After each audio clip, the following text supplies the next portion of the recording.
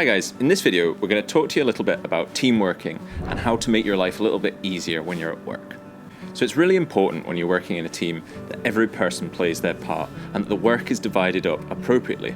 There's no point in one person doing all the work getting really stressed while everyone else is sat with their feet up. There's some jobs that are better done by people who are slightly more senior in the team, like scan requests or organising theatre lists if you're in surgery. However, some jobs are better done by junior staff, people who do them regularly, like discharge letters, blood requests, and just general ward organisation. Ultimately though, if you're not sure how to do something, there's plenty of other people in your team who you can ask, and make sure that you do it once and it's done right, otherwise it'll just drag on. Don't be afraid to speak up if you feel that the job you've been allocated is possibly not within your comfort zone. It might be a brilliant learning opportunity, but at the same time, it's got to be done right. Sometimes when people are busy, people are stressed, and there's so much to do, things can get a little bit tense in work environments. It happens to everyone. Often, unfortunately, as much as we wouldn't like it to be otherwise, the tensions are between medical and nursing staff. And I'd say that the main reason for that is often poor communication or simple misunderstandings. If you feel like you've got off on the wrong foot with someone, it's really important that you try and make amends because it's only going to make everybody's life easier and ultimately patient care safer. Take your time to introduce yourself to a new team. Learn everybody's names if you can. Just generally be friendly. We're all part of the same happy family at the end of the day. We all want the same thing. And it's much easier if we all divide up the work equally. As a junior doctor, one of the problems that people often come across is being told that they're uncontactable or they're slow to answer their bleep or their phone. Just try and be as organised as you can.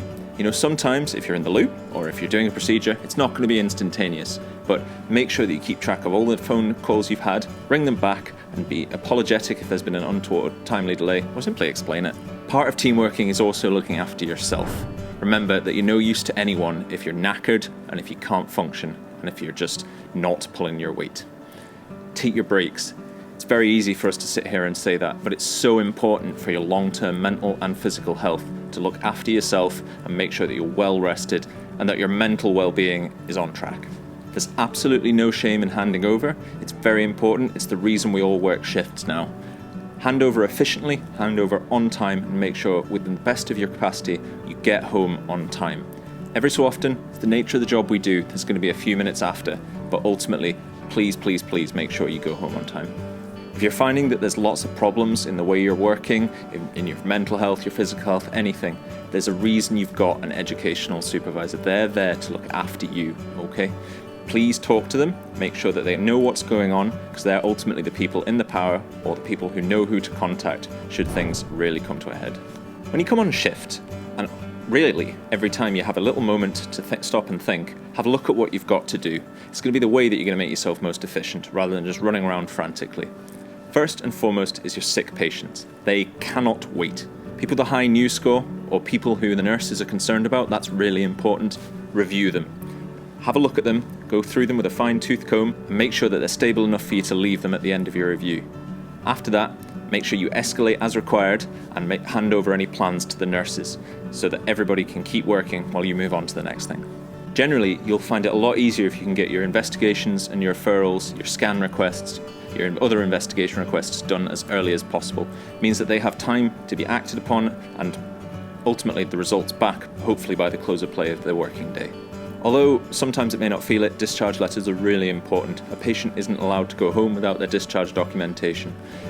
It's really awful when a patient is delayed because the discharge letter isn't done. It just slows everything up. Sometimes it can be really useful to allocate one person if you've got enough on your team to just get the discharge letters sorted. It's a weight off everyone's mind when they're done. Updating families is really important to patient care, but sometimes you can feel it takes a long time. It's worth asking the patient to update their family if that's something that they've got the capacity and the ability to do. But if a family wants updates from medical teams, try and ask them to nominate one spokesperson, because then you won't have to go through the same story over and over again. And also it means that one person is in touch at all times and has the full background story when you come to update them the next day. Just because you haven't got enough to do, there's always going to be new admissions coming in. And the severity of their sickness and the urgency of the interventions required for them will depend on where they're coming from. It's very different if someone walks in from a GP clinic compared to if someone comes up from ED resus. Make sure they're sorted and your seniors know that they've arrived. We hope these are a few things that will help you as you're getting started with your job on the ward. It's not easy, everyone has their own little tips and tricks, and you'll pick it up as you go. But ultimately, if you're having any problems, please let folk know.